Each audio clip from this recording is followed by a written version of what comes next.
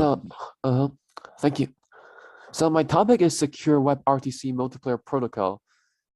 Browser multiplayer game in the past has gathered enough attention that this topic has become sufficiently important.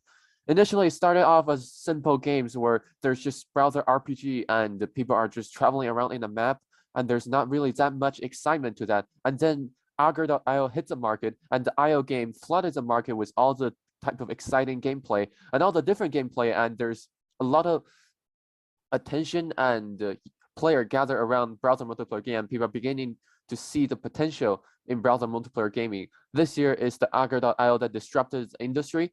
This year at the top is an older browser game, and this year is a newer IO game that simulated the model of Augur.io. There are three core multiplayer paradigms. The first one is client server, and this is usually used by traditional game where there's a centralized server and there's multiple clients. I think you guys all understand this.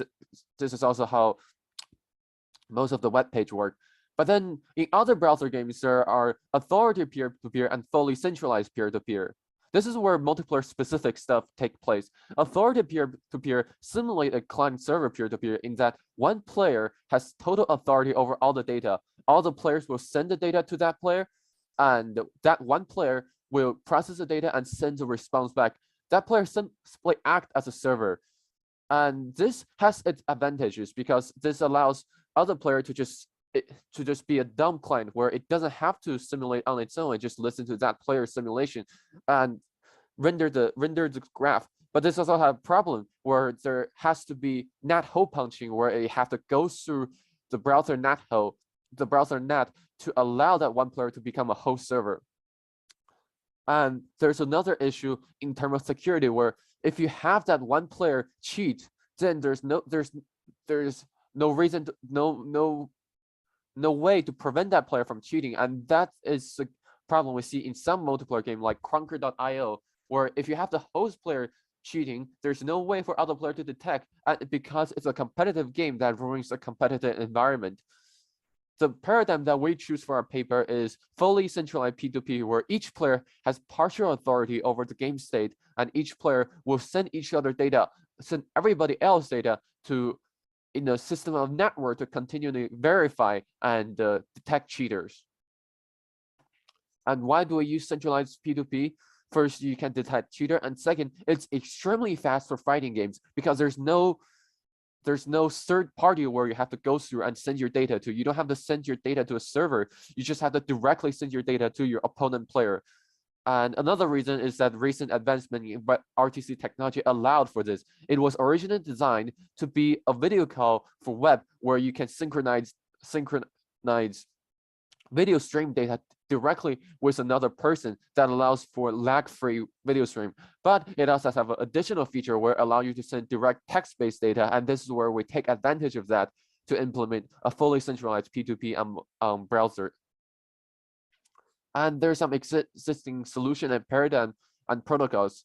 The first one is deterministic lockstep. This is a very old paradigm used by RTS games such as StarCraft, where all the machines simulate at the same deterministic algorithm so that all players had just to send input. And when the input is received over the network by another player, that player will simulate that input and make the game state prediction. And the prediction of the game state on both machine, local and remote, should be the same because the program is deterministic. But this is very hard to achieve because different systems have different determinists, have different implementation of the language. And especially in a browser environment where there's so many browser engines, the Chrome uses V8, Safari uses its own stuff. It's really simply impossible to make the browser deterministic. Another technique is rollback lockstep, where you don't have to be fully deterministic. You just have to guess what your opponent is doing so that you can have a smooth experience. And then your opponent will tell you, hey, no, you're wrong. I actually did this. And then you roll back to that state. Input delay is another technique used along with rollback lockstep, where when you make an input, you do not immediately execute it on your own machine because you know it takes probably 200 milliseconds for that input to be sent on your friend, the other player's machine. And if you execute that input right away, that means you'll be 2 milliseconds ahead of your friend, the other player. So instead, you send that send that input to that player, and you know the average latency between you and that player, and you just say, hey, execute that input after the average latency. So execute the input after maybe 4 milliseconds, and then you also execute the input after 4 milliseconds. That ensures that once the other player receive your input, he has time to react, and then after 4 milliseconds, both of you execute the input at the exact same time, allowing for a deterministic result. And normally fighting games implement a cooperation, a compromise between input delay and rollback, because you don't want to always delay your input, and that makes the experience very not smooth. But you also, on the other hand, if you predict everything and you don't wait for the opponent to send you input, then that means you could always have resynchronization issues. Here's how input delay works.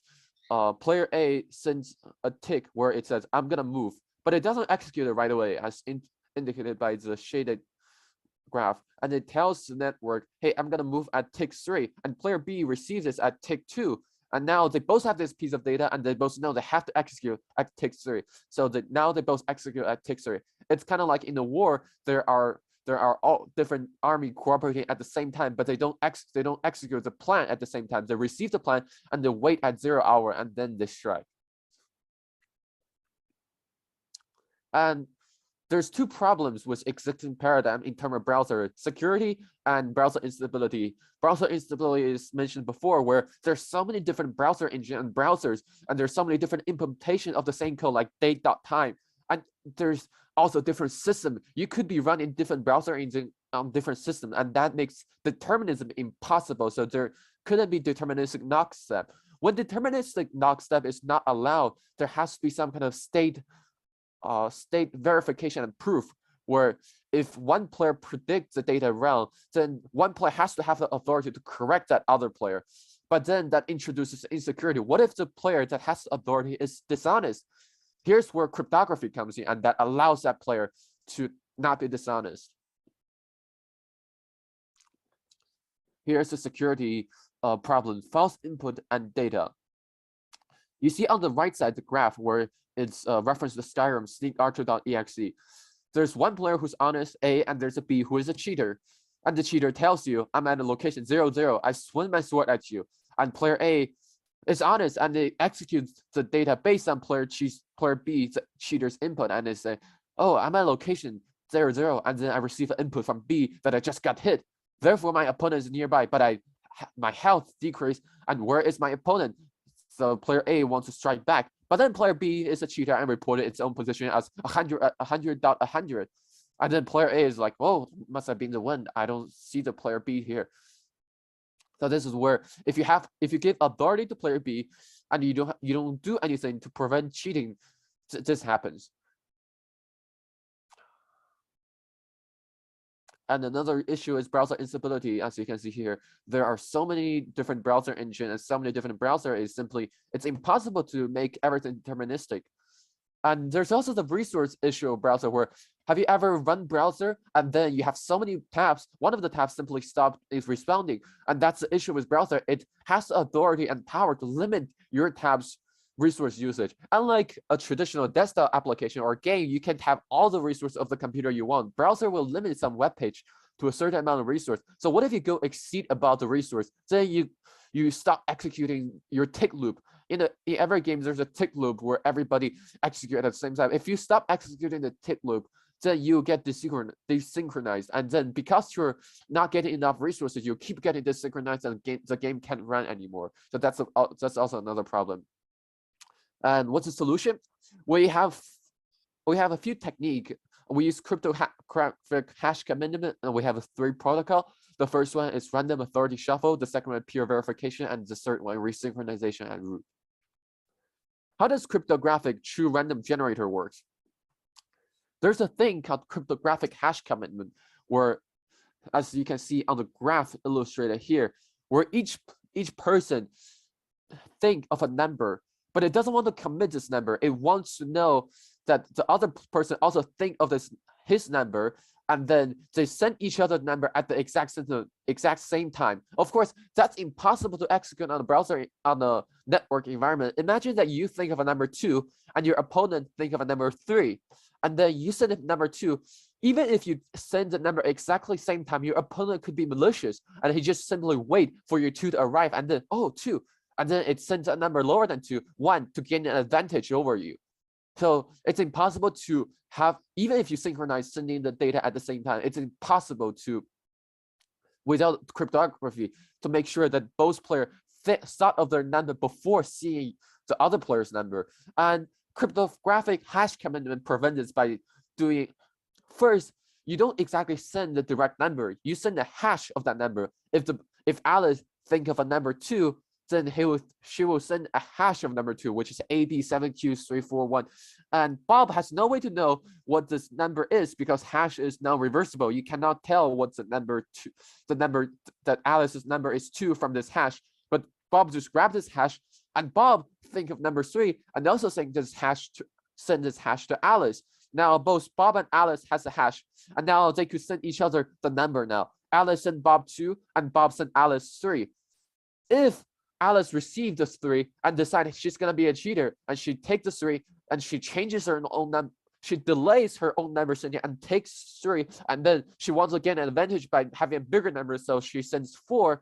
This couldn't work because Bob has a hash of number 2, and if Alice sent number 4, Bob will simply use the hash function on number 4 and realize it's wrong, it's not working.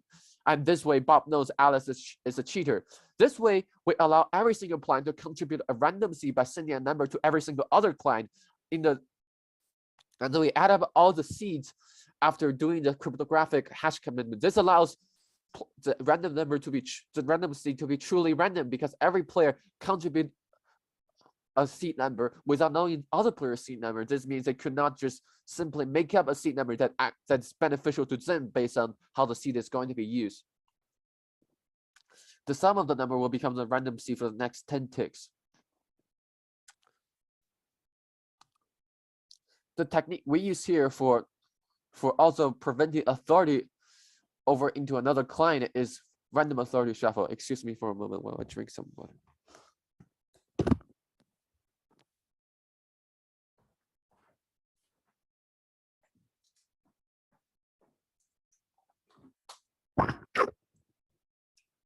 Sorry. The problem earlier is that authority, when given to one single player, or even if you give constant authority to a player, they could use that to their advantage. This is similar to how Polytechnic works. Power corrupts a person. If a person has total authority over his or another piece of data, then he could simply report that he never took damage. He could simply report his health is always at 100%. Imagine in a fighting game, but each player has authority over their own data. Then he could just simply keep telling the other player, hey, my health is at 100%. I never took damage. I never took damage. And no matter how bad he plays, he will never die. And that's a problem. One solution to that problem is peer verification, which we implemented later.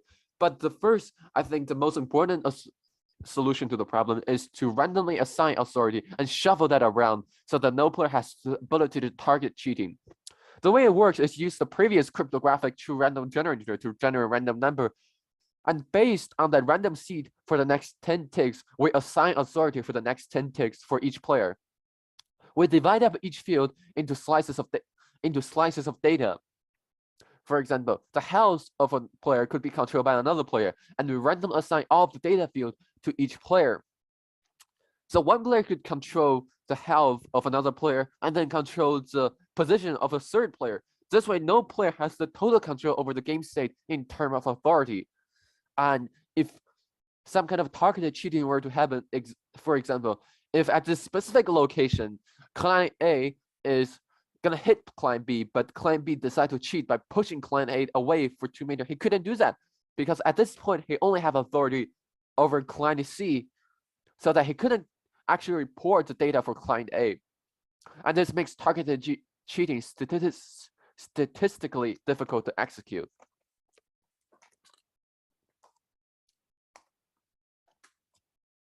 Another technique we use is verification based on the previous thing.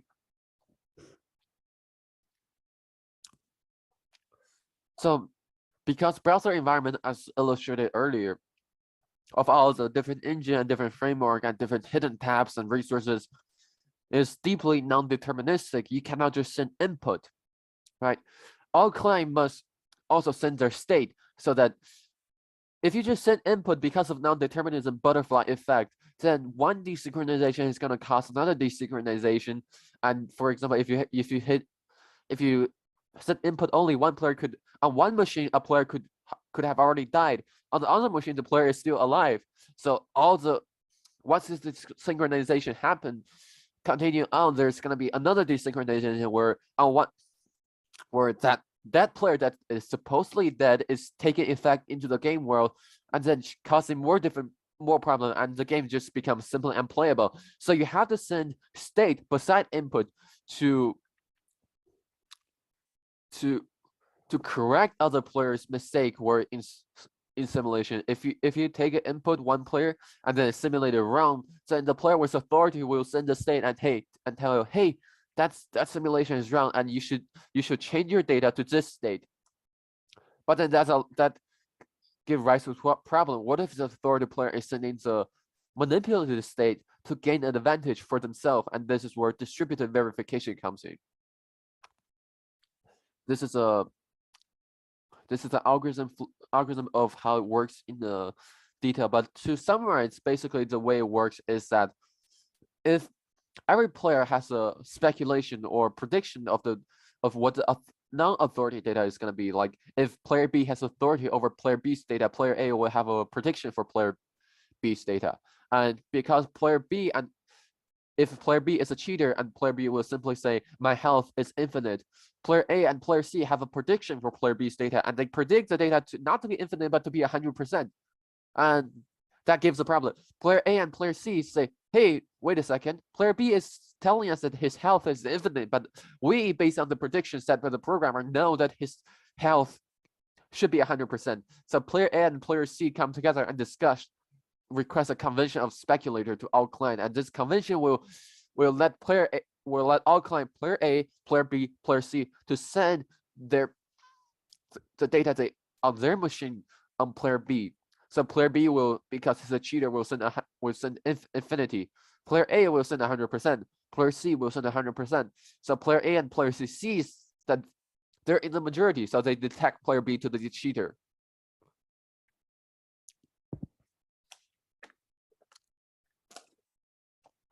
Lockstep. Traditionally, lockstep works by sending a packet. When that packet arrives, you don't immediately execute the packet. You wait for another packet for your opponent to confirm that he has also received the packet. Now, this is a problem because this means each tick could take so long to execute that it only works in RTS game where the immediate result of the input doesn't really matter. If you have a first-person shooter game and you click on your gun but it doesn't fire, that creates a very frustrating gameplay experience. The way our framework works is through a technique called time-bound lockstep, where we don't wait for the other player to confirm that he is advancing upon the next tick. Instead, we first synchronize the starting time by using this algorithm illustrated on the right, where it's a very simple algorithm where the host client will distribute an accurate start time by sending some ping packet to each other player, and then that calculates the latency for each client. And based on that latency, the host determine a maximum value for that latency, and then send to each client, hey, start the game after this maximum value. And this ensures every single client to receive that start game command before that latency maximum value, and then wait a little and then execute that at the exact same time. And that allows for initial synchronization. For data synchronization, we use to synchronize date.time through handshake. What does that mean? Date.time is very desynchronized because date.time could be implemented differently on different machines, but we use a handshake protocol where we trade date.time for each player, and then we let them tell each other, hey, your date.time is 2 seconds late. And then that way, through trading, they could synchronize their date.time and use the synchronized date.time to know at time 100 milliseconds, for example, that's going to be tick 2. And if a player is, hypothetically, if his machine stopped running for 5 seconds, and then he knows it's now time 10 millisecond, and he does 10,000 millisecond, his machine stopped running for 10 seconds. And now he will automatically know that he's 10 ticks late, and he will catch up, but not by requesting data, but just himself just know he's 10 seconds late. He will read all the previous input and catch up immediately for 10 ticks. The synchronization technique we use is called Resynchronize-at-Root.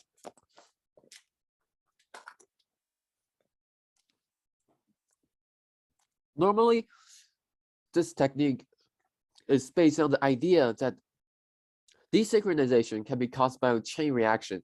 If you have the authority over data and you see that this data is desynchronized by another player, you don't immediately fix it, because this desynchronization could just merely be a result of a butterfly effect. If you have one desynchronization initially where player A died on the one machine but didn't die on the second machine, and then they keep running, and on the second machine player A location is at 2, and on this machine player location is at 0, that is a desynchronization. But that is not the root cause of the desynchronization. The root cause of the desynchronization is that player A died like 2 seconds earlier. If you fix the desynchronization where player A is at location 2 and player B is at location 0, where it's not the root cause of the desynchronization, you're going to have a lot of desynchronization calls, maybe even at each frame. And this is very bad because browser doesn't have that much resources for you to desynchronize and resynchronize all the time. So the way we do it is that every client will send a state correction packet, and then, but because of the delay, state correction packet will arrive very late.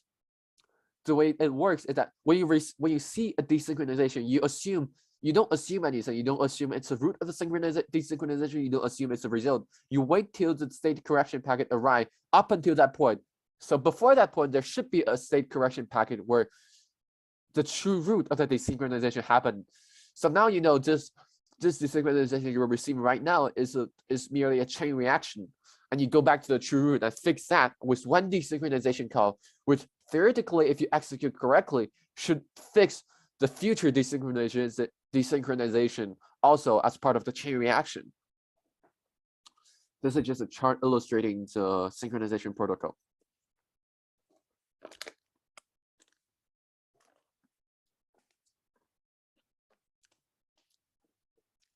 Here we come to how we specifically implement the protocol as a framework in the browser environment. The problem in browser is the main thread of a web page, and the browser is usually tied to the tab. This means when a tab goes idle, the main thread is subject to being paused. This is similar to what we illustrated earlier with the resource management of the browser. There are several techniques used to calculate time in browser. There could be set interval, could be request animation frame. These are core integral part of the game loop, but because browser could arbitrarily pause your tab, set interval may not be accurate. And here's where WebWorker comes in. WebWorker runs even when your tab is backgrounded, and this means several core logics that require time bound are implemented in WebWorker in our framework, such as set interval, set request animation frame. The protocol for lower level networking we use is UDP packet, because the problem with TCP is that it's ordered. This sounds good, but it causes jitter because packet arrive by nature on an irregular interval. If you force the packet to be ordered, that means you don't receive the data right away for future packet. That means you have to wait for the older packet to arrive and wait for TCP to manually order that. That's a lot of time wasted. And that causes jitter of the gameplay. That's not really truly good. Reliable is also bad, because if you wait for a drop packet to be resend, then you're guaranteed to wait more time, and that also exacerbates the network jitter. And we use UDP because it's not reliable and it's not ordered. That means each packet arrives right away as you send it. Each packet will not wait for other packet to be reliable, will not wait for other packet to be ordered. It will try its best to send that packet right away. If it drop, it doesn't care, just send the packet. But what if a packet is dropped for state? What if What if for tick the packet is dropped and you don't know what happened on the tick? Well, we implement a system of redundancy where each packet contains data from previous tick. And that way, if you receive packet for tick 8 and you didn't receive a packet for tick 6, that doesn't matter because tick 8 contains the data for tick 6 as well. And that's all. Thank you.